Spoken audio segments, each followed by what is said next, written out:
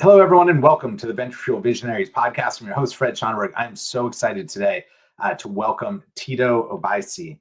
Tito is the Senior Manager of Pipeline and Insights for Comcast NBCUniversal LIFT Labs, where he leads efforts to identify strategically relevant, enterprise-ready AI startups that are at the cutting edge of new technology that not only deliver new capabilities, but also shape insights from working with one of the world's largest media and technology companies. He has a background spanning growth strategy, venture partnerships, startup consulting. Tito brings a unique perspective on how large organizations can innovate through collaboration. I've had the fortune of getting to work closely with Tito, getting to know him over the years, and he is legitimately at the forefront, if not beyond, of AI in the enterprise. We jokingly say we get Tito time when we get his insights, and so I'm so excited to share that with all the listeners today. So please join me in welcoming Tito. Tito, thank you for coming to the show. Thanks for having me on, Fred. Looking forward to it. So I wanted to start with the big picture for anybody listening that might not know what LIFT Labs is.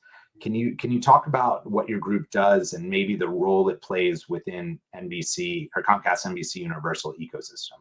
Yeah. Our team's evolved over the years, but right as of now, and what we've kind of gotten a lot of traction is that we operate across Comcast, NBCU, Universal, and Sky, and our other subsidiaries, and we work really closely within the startup ecosystem. We work with companies from pre-seed to unicorns, and we identify the startups that we think can plug into our product roadmaps across the companies, and we partner really closely with our business units to really rapidly evaluate their potential impact, fit for Comcast, and then kind of any insights that we derive from those collaborations. So, right now it's AI all the time, right? So that's kind of been our focus for the past couple of years, but they actually our mandate is anywhere that might be strategically relevant to Comcast. I think it's so interesting. I was lucky to be on stage with Laura Plunkett, who runs your group, as well as Mark from the Comcast Ventures team. And what I think is unique about LIFT Labs, there are a lot of things, but one of the main is this idea of, they sometimes call it venture clienting, the idea of having these leading edge startups getting to work with Comcast, figuring out how they can navigate their way in to the right business unit.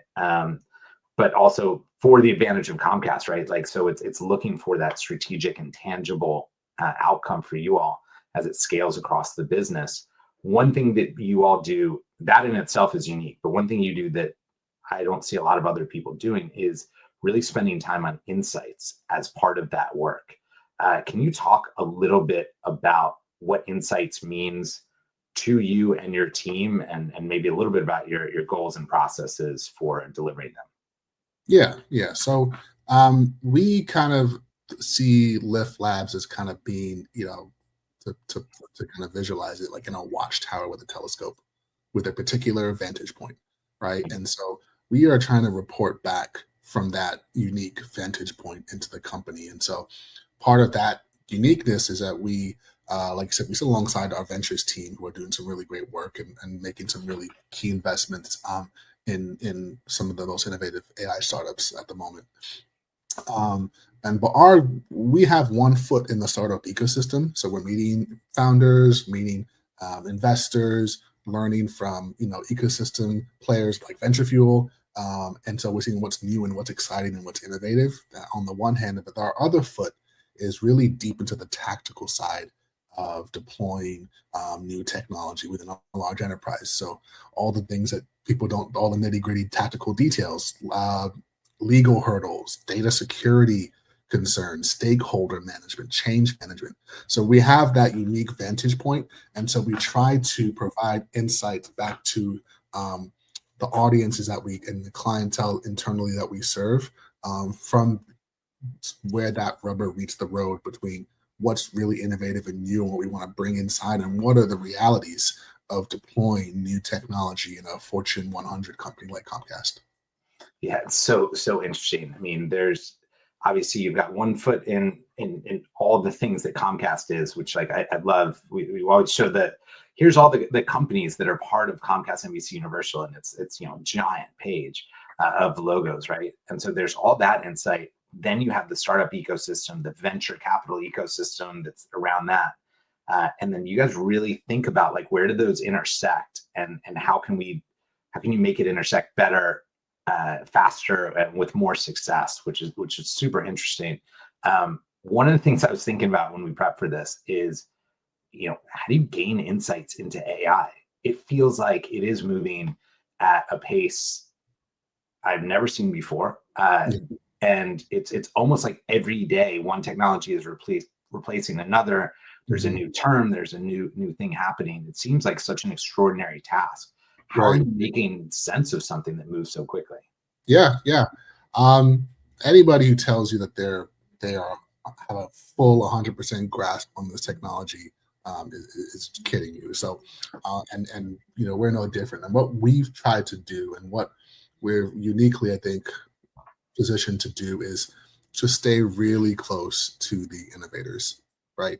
Who are the nimblest and who are moving the founders, and that typically means the leading startups, right? And we just try to stay in their slipstream, right?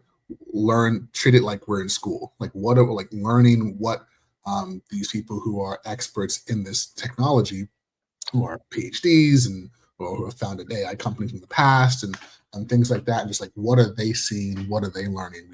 We use that opportunity to in these collaborations with these startups and their founders to have it be a two-way street. Yes, we would like for them to come in and deploy their technology here and have them be potentially a long-term vendor, and have Comcast be their client. But it's like, teach us what you know as well. What are you seeing, right? And so, like, when you're innovation group like ours, you have to teach it like you're in school, and you're just constantly learning and have that open mindedness to learn.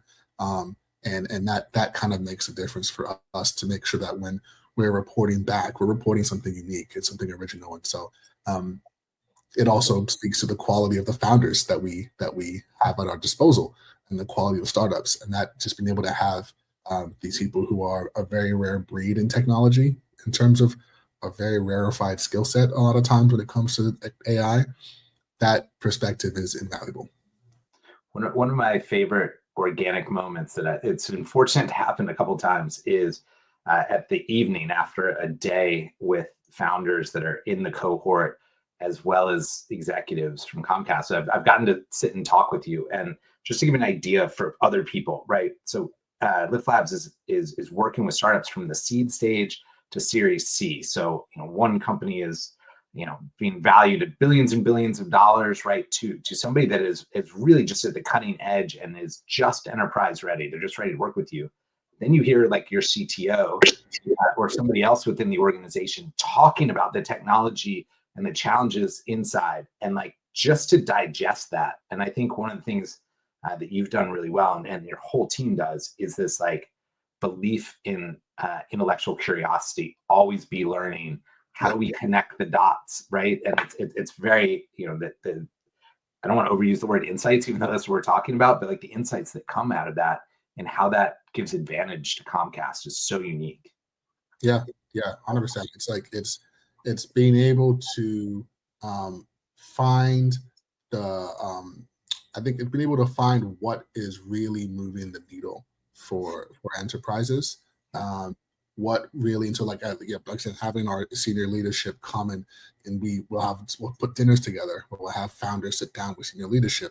We'll have social gatherings, even the things that are mundane like that, but having to have that mix of minds, having our CTO come in and kind of exchange ideas about how Comcast is thinking about AI, and he gets to pick their brains as well. And we've had these sessions numerously in our cohorts, and as our profile and as our track record builds within Comcast, we're getting more and more engagement from our leadership across the org. And as we kind of develop a reputation for being able to help AI companies deploying Comcast, we're getting more and more of the best founders. So in our most recent cohort that just wrapped, our spring cohort, we have companies like Ryder and Windsurf. These are billion-dollar, these are unicorns who are at the top of mind for a lot of players in the space, and they saw value in our program that involved coming here and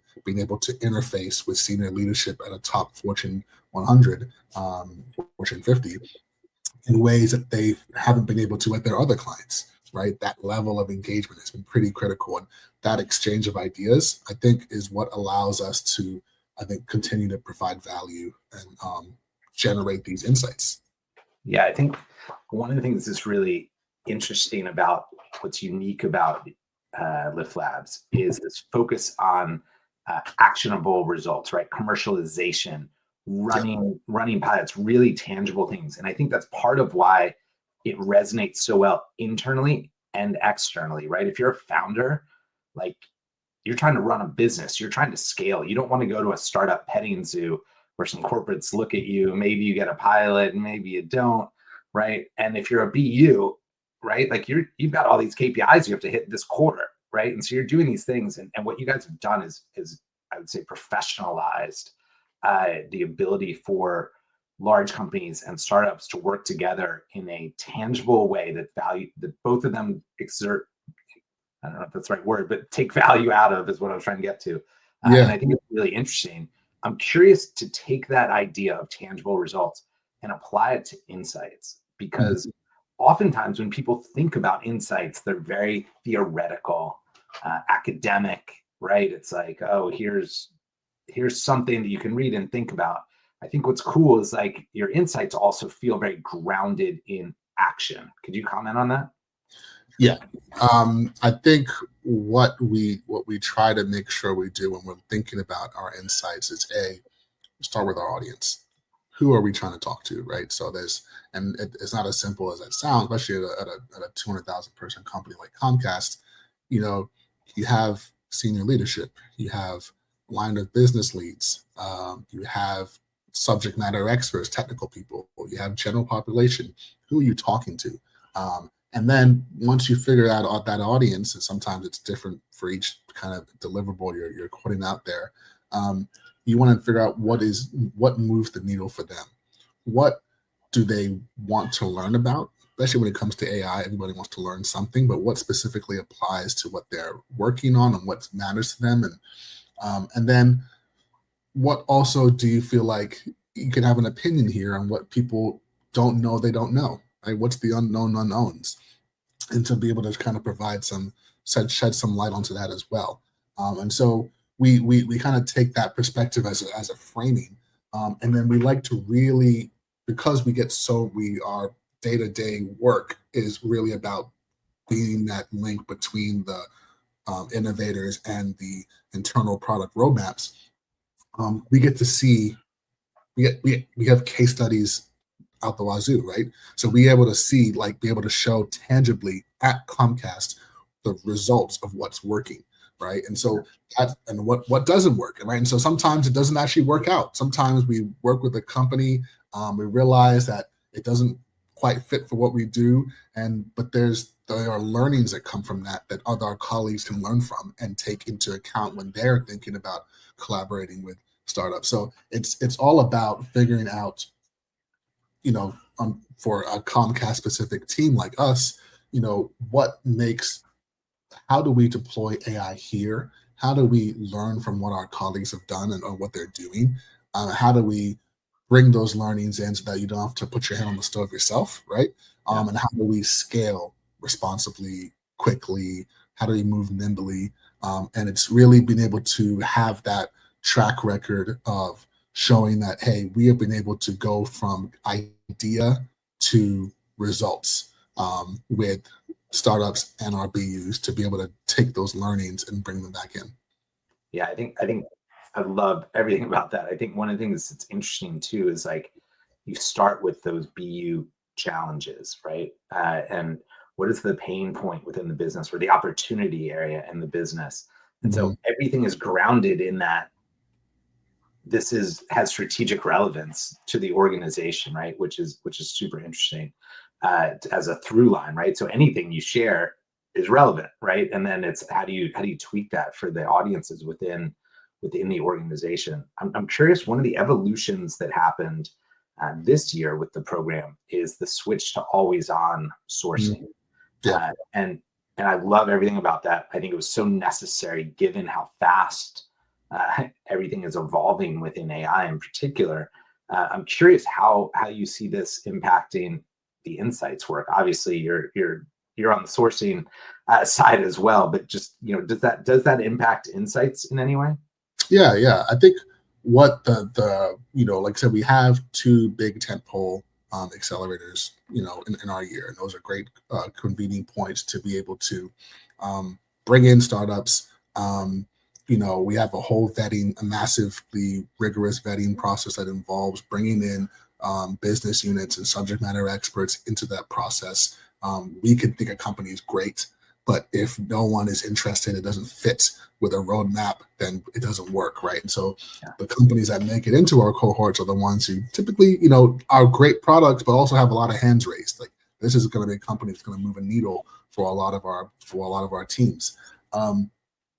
What always on allows us to do is to have that shorter feedback loop, right? So instead of doing this twice a year, this big process twice a year, we're doing it year round. And so we're bringing companies in front of our colleagues constantly, and that allows us to kind of continue to refine our targeting and our scouting and our sourcing, and be able to bring in even continuously more and more relevant startups, right? And so I think when it comes to insights, it really, really allows us to get a clear understanding of to something you mentioned there, the pain points, the friction, and when it informs our sourcing, it also informs our insights, right? So we get an idea that, even though this is maybe an area that the market is moving in one particular area, at Comcast, this particular friction point is where we need to focus our efforts in bringing in companies, and we get that knowledge constantly throughout any given year at the speed of AI, right? The way the speed that AI is moving, as opposed to just two big points per year. I think that's kind of the main benefit, I think, to this always on sourcing is the tighter feedback loops, and that just makes our insights more relevant.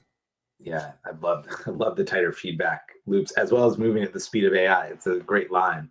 I'm curious. You've been in this. You're just coming out of the first cohort. Are there any insights for people listening about the AI space that maybe are fresh in your mind, that you think would surprise the audience, right? Whether that's about collaborating with AI startups or just in a general sense of what is exciting you or what you see coming?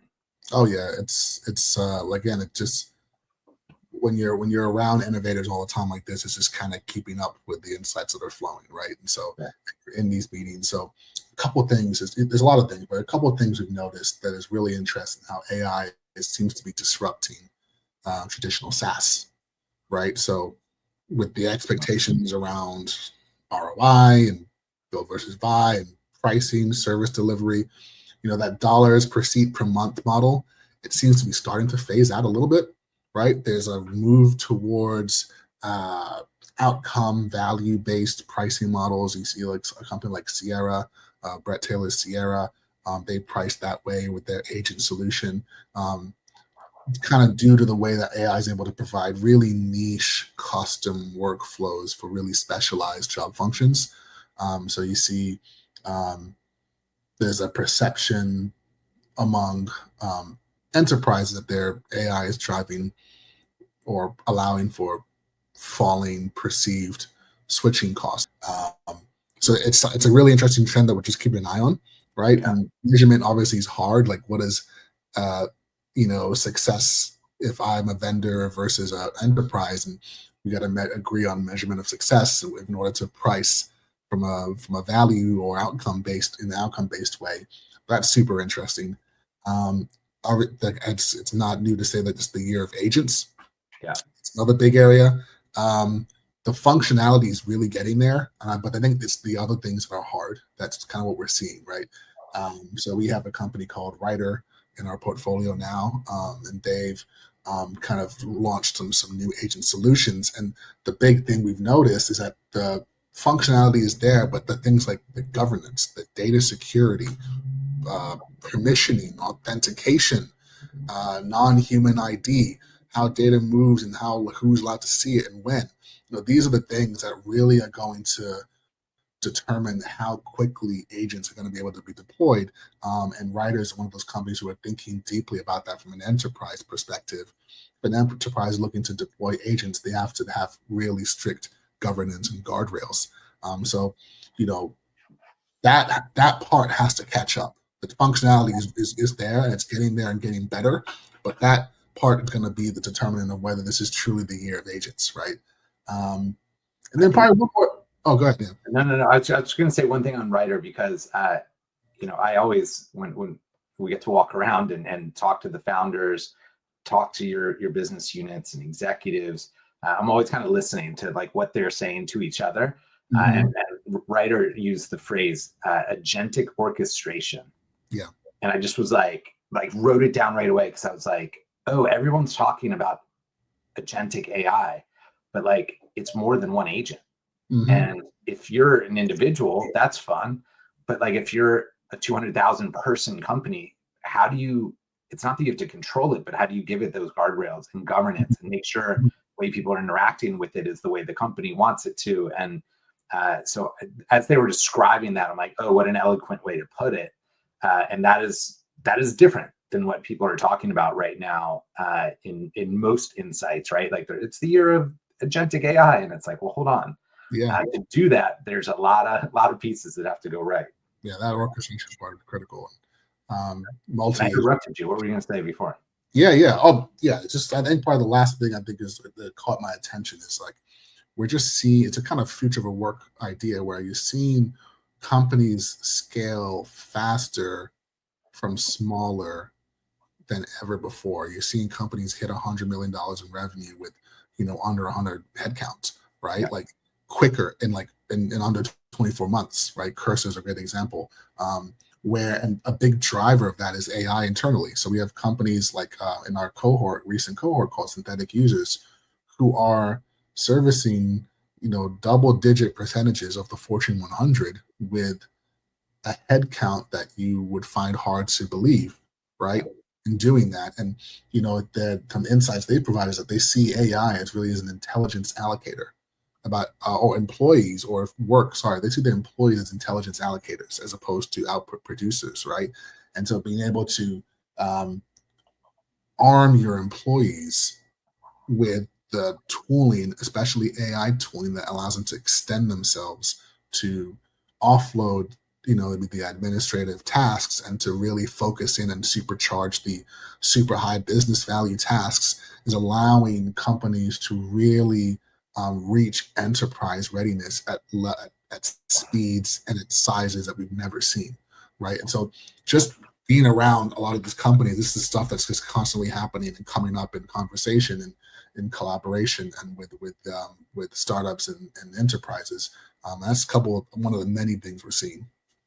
Yeah, I think it's so interesting. The speed of AI, right, is one part. So they're just going faster, but all these AI startups are AI enabled on the back end, right? They're native to this. They launched their company, and how do you do it frugally and right, in a unique way? And so it's really cool to see AI influencing AI to build these sort of powerhouses very quickly.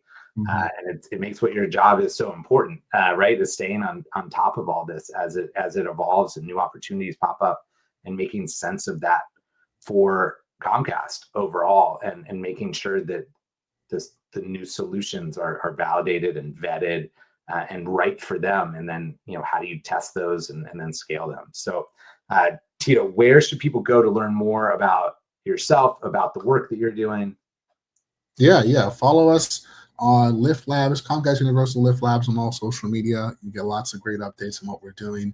There's our website, lift.comcast.com. That's especially for founders who are interested in learning more about how to collaborate with Comcast. We're getting better at kind of telling our story externally. We have done a lot of work telling our story internally, but you'll kind of be seeing more from us in terms of engaging with the external community publicly online in ways that allow people to learn more about what we're doing and how we might be able to help them as startups and ecosystem builders. I love it. And I mean, I can say from firsthand experience, it is such a powerful program. There's so much value for founders. Obviously, there's so much value for the BUs and all the Comcast side of things. But some of the testimonials that are on that page about the value that founders, some of which, to your point, are unicorns, get out of the program is really spectacular. So I encourage everyone to go to the website. And Tito, thank you historically for all I learned from you, but for your time today and everything you're doing to spark change. I really appreciate it. Thanks, Fred. And it's been great. Partnering with Venture Fuel is great. We really enjoy working with you guys. Looking forward to more of these conversations. I love it.